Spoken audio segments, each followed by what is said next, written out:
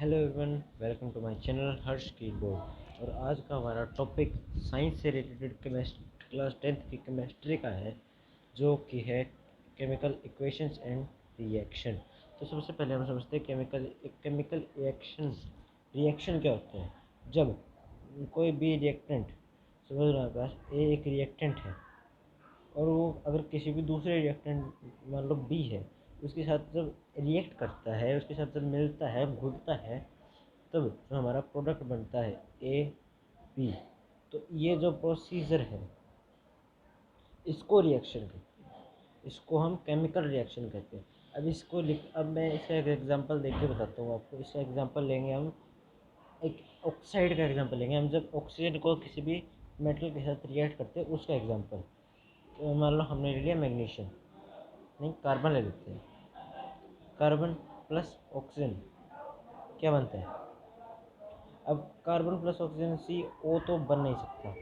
तो इसके लिए, क्योंकि इसके अंदर वैलेंसी भी मैटर करती है, हमें कार्बन को कितने बॉन्ड चाहिए, कार्बन को कितने एलिमेंट्स चाहिए, कितने इलेक्ट्रॉन चाहिए कि वो अपनी शेल को कंप्लीट कर सके। तो तो कार्बन को चाहिए 2 इलेक्ट्रॉन और ऑक्सीजन को चाहिए एक। ऑक्सीजन को एक चाहिए, जबकि कार्बन के पास 2 एक्स्ट्रा है। तो एक ऑक्सीजन तो इससे जुड़ नहीं सकता, तो उसके बाद हमें इसके साथ 2 ऑक्सीजन को जोड़ना पड़ेगा। तो जब ये रिएक्शन होगा C+O2, क्योंकि हमारे पास 2 ऑक्सीजन है यहाँ पे, इसलिए O2। तो ये क्या होगा, ये हमेशा इस तरीके से हमें एरो लगानी पड़ती है। तो ये हमारा क्या होगा, CO2, कार्बन डाइऑक्साइड हमारा एक नेचुरल गैस होती है, ये हमारे एटमॉस्फेयर में करंटली सब है, ठीक है। तो इसके तो ये हमारा एक एग्जांपल था केमिकल रिएक्शन का। अब केमिकल इक्वेशन, किसी भी रिएक्शन को तो अब हमारा जो केमिकल इक्वेशन होती है, किसी भी रिएक्शन को एक सिस्टमेटिक तरीके से लिखने को हम केमिकल इक्वेशन कहते हैं। जिस तरीके से हमने CO2 की केमिकल इक्वेशन लिखी थी, C+O2, तो ये हमारा रिएक्शन भी है, और यही CO2 ये हमारी इक्वेशन है।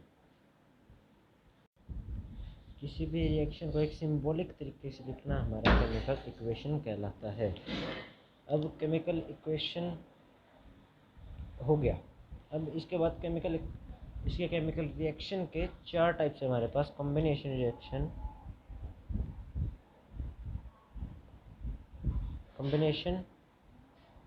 Reaction, decomposition.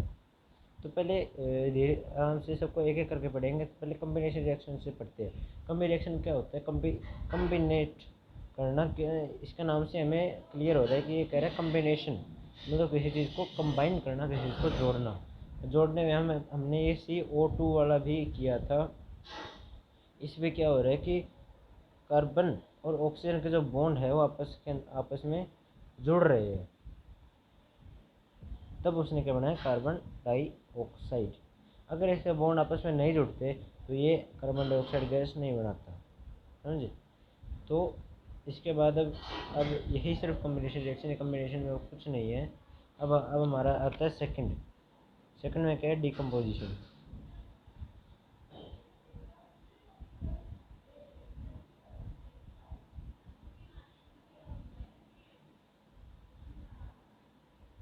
डिकम्पोजिशन रिएक्शन में क्या होता है, अगर किसी भी जो कंपाउंड बनता है हमारा, 2 मेटल्स को रिएक्ट करके जो हमारा कंपाउंड बनता है, उसको तोड़ना, एक कंपाउंड को तोड़ना। जैसे अगर हम एग्जांपल ले तो MgO, ठीक है, हमारी मैग्नीशियम ऑक्साइड, Mg मैग्नीशियम और O ऑक्साइड। अगर MgO को हम तोड़ेंगे तो MgO का क्या बनेगा, Mg+O। MgO का हमारा MgO बनेगा, Mg+O, यानी कि मैग्नीशियम प्लस ऑक्सीजन। इधर भी यही है, इधर भी यही है। अब इसके बाद हमारी सबसे बड़ी चीज़ आती है बैलेंसिंग की। बहुत से बच्चों को बैलेंसिंग नहीं आती, मैं इसके लिए एक स्पेशल अलग से वीडियो बना दूंगा, डोंट वरी। इसके बाद हम चलते हैं इसके नेक्स्ट पार्ट पे। इसका नेक्स्ट पार्ट है डिस्प्लेसमेंट।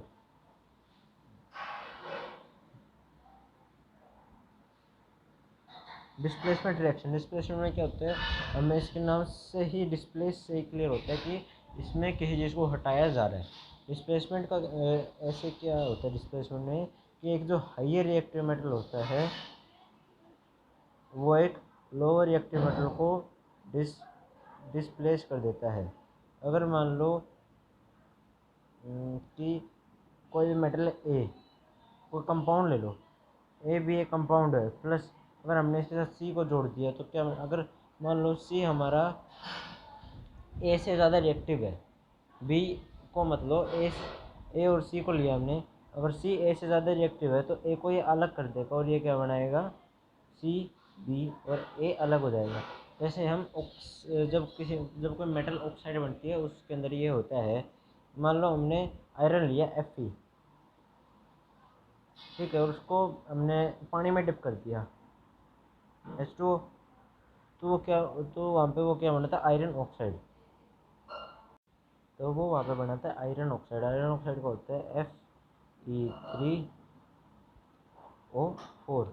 तो इसके अंदर और plus H hydrogen gas release होती है। तो अब हमें इसमें क्या पता चला कि आयरन जो है वो हाइड्रोजन से ज़्यादा रिएक्टिव है, मतलब आयरन हाइड्रोजन से ज़्यादा आयरन जो होता है वो हाइड्रोजन से ज़्यादा रिएक्ट करता है। इसका मतलब रिएक्टिविटी सीरीज़ कि मैं आपको नीचे डिस्प्लेसमेंट रिएक्टिविटी सीरीज़ का मैं लिंक दे दूंगा, इसकी फ़ोटो दे दूंगा आपको। आपको पूरी रिएक्टिविटी सीरीज इसकी याद करनी पड़ेगी रिएक्टिविटी सीरीज में। बट आयरन जितना मैंने आपके शायद आयरन नहीं है, तो मैं देख के आपको चीज़ें वो दे दूंगा। इसमें क्या है कि आयरन जो है हाइड्रोजन से ज़्यादा रिएक्टिव, हाइड्रोजन से स्ट्रॉन्ग है, इसलिए वो हाइड्रोजन को हटा के ऑक्सीजन के साथ लग गया। एक कॉमन सा एग्जांपल देता हूँ। जब तुम्हारे पास फ़ोन होता है, तुम मान लो तुम आयरन हो, ठीक है, और तुम्हारे पेरेंट्स हाइड्रोजन है और तुम्हारा फ़ोन है वो ऑक्सीजन है। तुमको ऑक्सीजन के पास जाना है, लेकिन तुम्हारे पेरेंट्स तुम्हें जाने नहीं दे रहे, तो तुम क्या करोगे, तुम कहोगे कि पापा मेरे को पढ़ाई करनी है। तो पापा तुम्हें उस टाइम फ़ोन देंगे, तो उस टाइम पे तुम क्या बनाओगे, उस टाइम पे क्या हो गया, Fe3O4। तो उस टाइम पे वो क्या बना, आयरन ऑक्साइड। प्लस तुम्हारे पेरेंट्स अलग हो गए फ़ोन से, तो ये हाइड्रोजन अलग हो गया, ठीक है। ये एक आसान सा तरीका सा, इसके अलावा भी तुम बहुत से तरीके से याद कर सकते हो। इस तरीके से मैं याद करता हूँ, तो ये एक आसान सा तरीका था। इसके बाद अब आता है हमारा double displacement. Double displacement double displacement में क्या होता है, डबल डिस्प्लेसमेंट मतलब एक्सचेंज ऑफ आयंस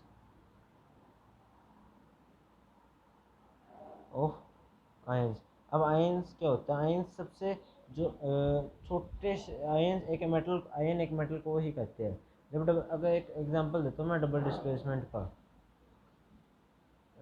एक एग्जांपल देता हूँ, ठीक है। तो इसके अंदर HCl प्लस NaOH। NaOH क्या है, एक सेकंड में इसको ढंग से लिख देता हूँ। NaOH क्या होता है, सोडियम हाइड्रोक्साइड। हाइड्रोक्साइड कब बढ़ाता है, जब मान लो तुम्हारे इसका बताता हूँ मैं, हाइड्रोक्साइड कब बनती है, जो मान लो तुम्हारे पास फ़ोन है, तुम्हारी ऑक्साइड तुमने ऑक्साइड बना रखी है फ़ोन के साथ, लेकिन उस टाइम पे तुम्हारे पेरेंट्स अगर तुम्हारे पास होंगे तो वो क्या बनाएगा, OH हाइड्रो ऑक्साइड, ठीक है। तो मतलब तुम अगर मान लो ये तुमने Fe3O4 बना रखा है और हाइड्रोजन अलग है, तो हाइड्रोजन क्या कहेगा, भाई मेरे को भी ऐड कर लो, मेरे को क्यों अलग छोड़ रखा है। तो उसके बाद तुम्हारा ठीक है, उसके बाद तुम्हारा फॉर्मूला क्या बनेगा, उसके बाद तुम्हारा ये बनता है Fe इन OH होल थ्राइस। यहाँ हाँ हाँ, यहाँ पे ये 3 कैंसिल हो जाएगा और ये ये भी कैंसिल हो जाएगा। यहाँ पे तुम्हारा थ्राइस हो जाएगा, ओ और एच कंबाइन हो गए, एफ ई इन ब्रैकेट के बाहर आ गया, तो ये यहाँ पे बनता है तुम्हारा ऑक्साइड, समझे। तो अब हम आते हैं डबल डिस्प्लेसमेंट पे। डबल डिस्प्लेसमेंट रिएक्शन क्या कहता है? डबल डिस्प्लेसमेंट रिएक्शन कहता, एक्सचेंज ऑफ आयंस कहता है। एक्सचेंज ऑफ आयंस कैसे होगी?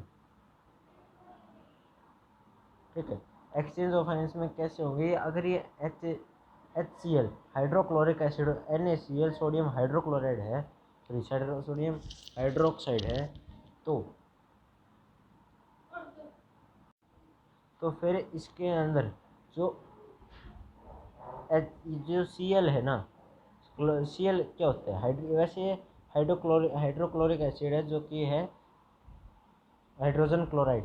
Hydrochloric acid hydrogen chloride, hydrogen chloride से क्लोराइड HCl प्लस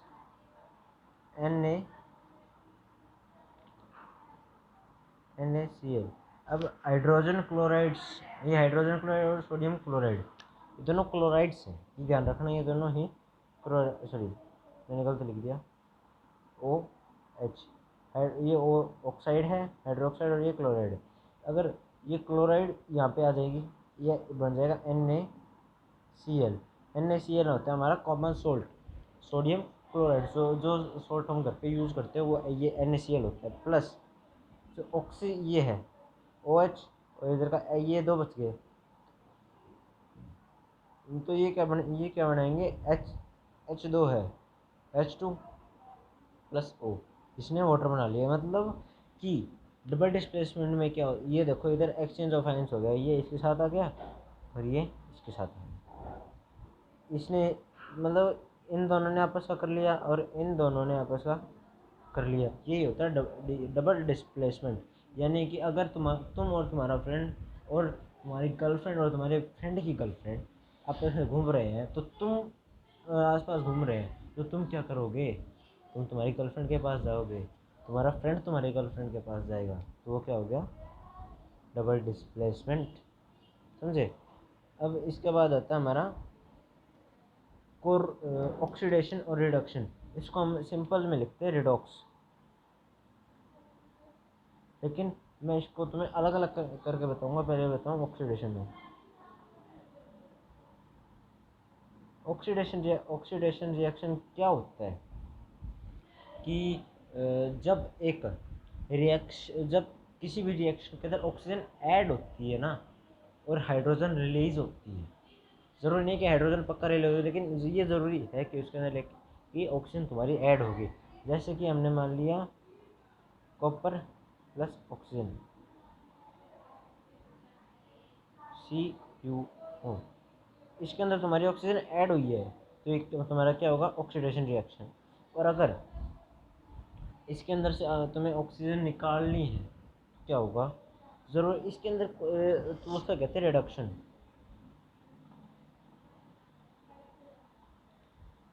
वो होगा तुम्हारा रिडक्शन। रिडक्शन के अंदर तुम्हारी ऑक्सीजन हट जाएगी वहाँ से, तो ये क्या हो, ये है, तो इससे ये क्या बन जाएगा? Cu+O, समझे। अब आते हैं रिडॉक्स के अंदर।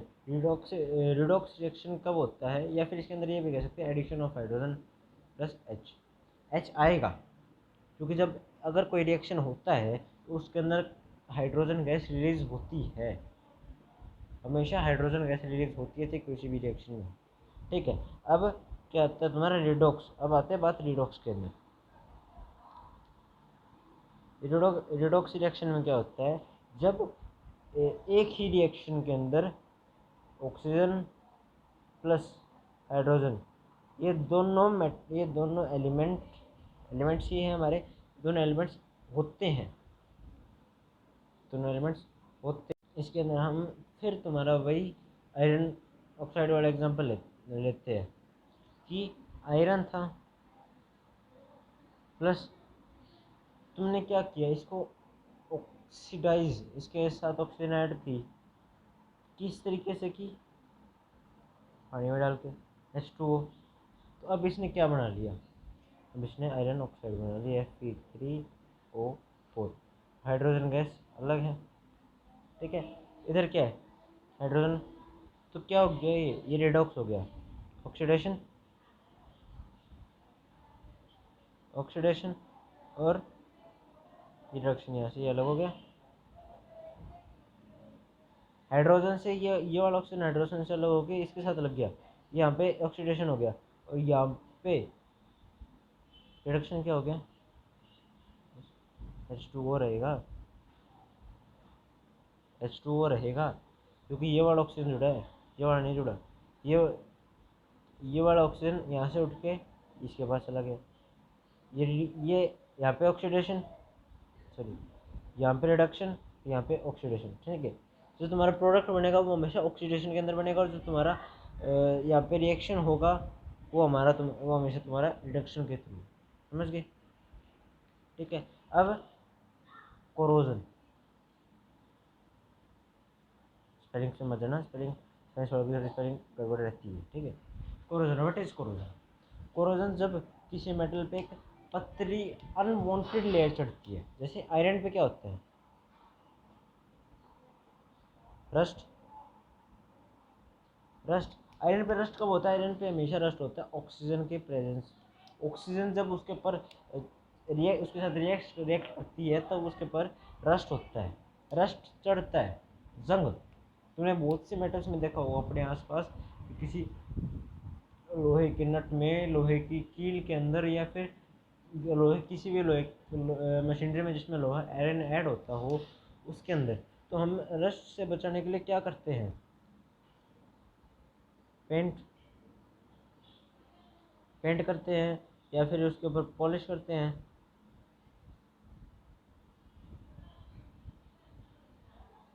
पॉलिश करते हैं। तो ये क्या होता है, ये पॉलिश हो गया, पेंट हो गया, ये क्या करते हैं, ये आयरन को ऑक्सीजन से दूर रखते हैं। ऐसे तुम्हारे लिए पॉलिश, तुम्हारा पॉलिश और पेंट क्या है, तुम्हारे बुक्स, तुम्हारे पेरेंट्स तुम्हें क्या करते हैं, तुम्हारे फ़ोन से, इस डब्बे से तुम्हें दूर रखते हैं, समझिए। और मैं स्पेशली ये सलाह देना चाहूँगा कि जब तुम्हें बहुत ज़्यादा ज़रूरत हो ना, तब फ़ोन से पढ़ो, ठीक है। तो ये हमारा यहाँ पे होता है चैप्टर इसका कंप्लीट। आई होप सबको समझ आ गया, अच्छी तरह आपको समझ आ गया होगा। अगर कोई भी बीच में डाउट आता है तो प्लीज़ मुझे कमेंट बॉक्स में करना, या मैं अपनी आईडी कमेंट नीचे डिस्क्रिप्शन में दे दूँगा, मुझे इंस्टा आईडी पे डीएम करना। तो थैंक्स फॉर वॉचिंग, मिलते हैं अगली वीडियो में, तब तक के लिए tata bye bye, stay safe.